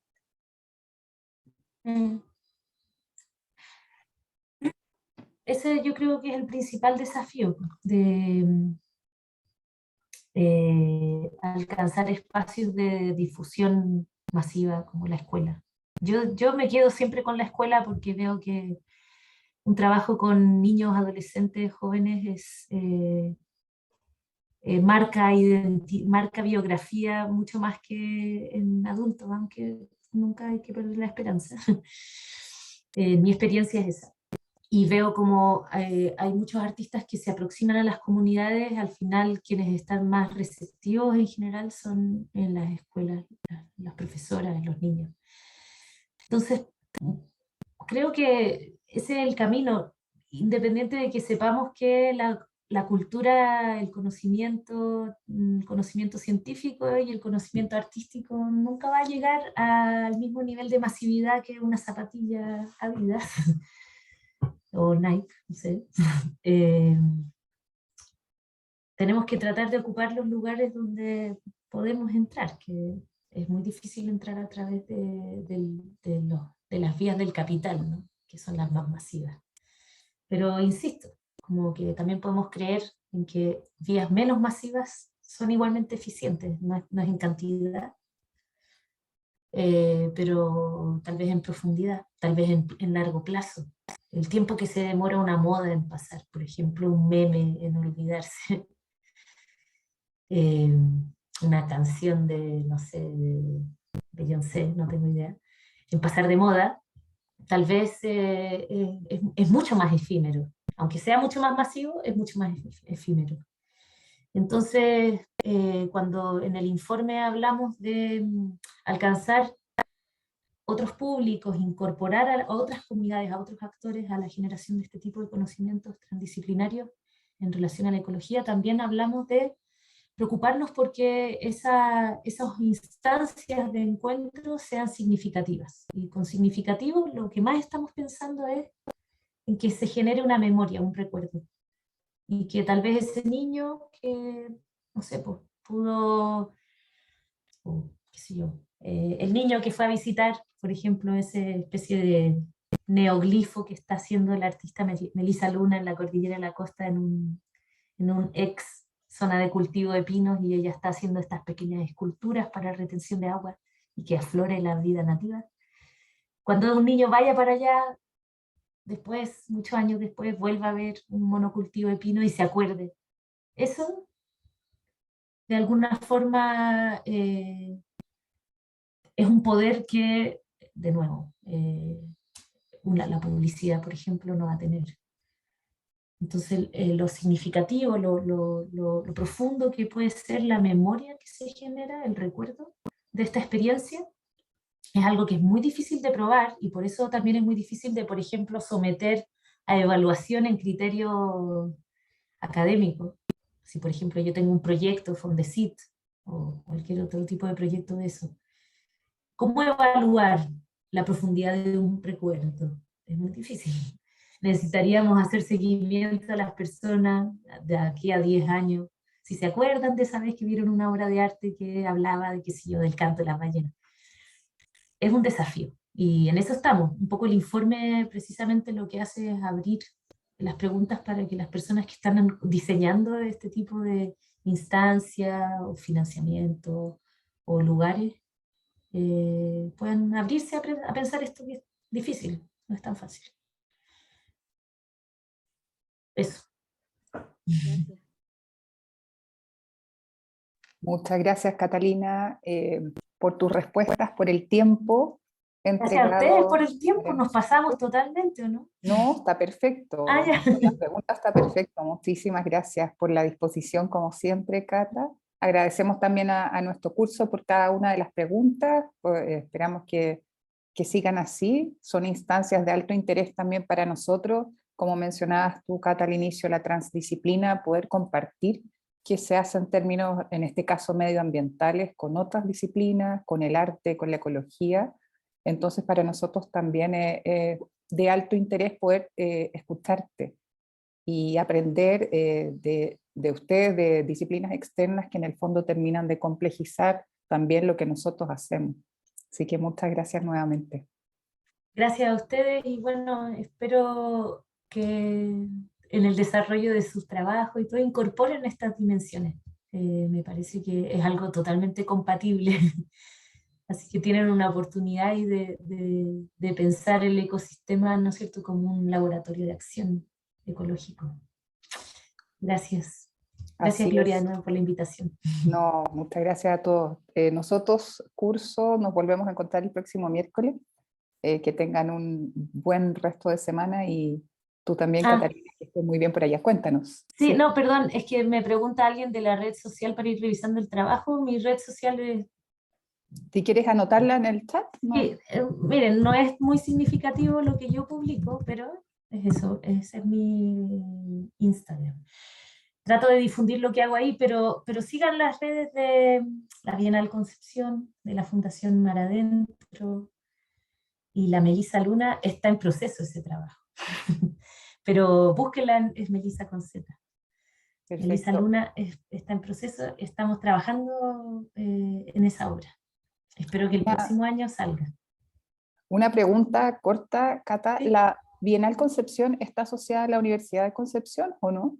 Son 3 universidades, Universidad de Concepción, la Católica de la Santísima Concepción y la Bio Bio. Ya, perfecto. Sí. Y va a estar ahora, o sea, en octubre son las exposiciones, pero la Travesía a Mar, que es esta interacción entre arte, ciencia, comunidad en Coliumo, es ahora en septiembre. La fecha exacta es, creo que el 9, por ejemplo, o algo así, no me acuerdo. Pero ahí síganlo porque va a estar publicándose todo el rato. Listo. Muchas gracias. Muchas gracias a ustedes. Que estén todos Saludos. bien, todas Que estén bien. muy bien. Nos vemos. Chao. Chao.